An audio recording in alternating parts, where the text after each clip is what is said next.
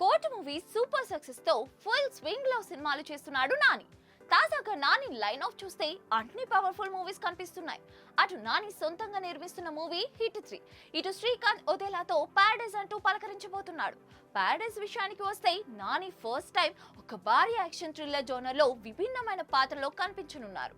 ఈ movie glimpse చూసిన ప్రతి ఒక్కరూ ఆశ్చర్యపోతున్నారు.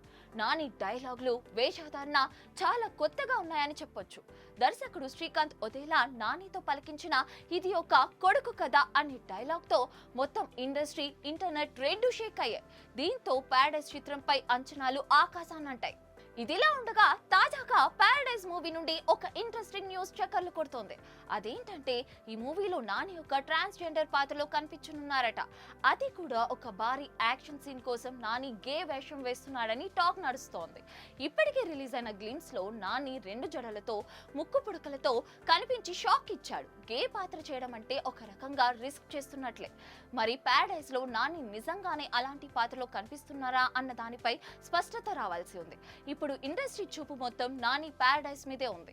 నాని నట విశ్వరూపాన్ని ఈ సినిమాలో చూస్తారంటూ మూవీ యూనిట్ ఇప్పటికీ మూవీపై హైప్ పెంచేసింది.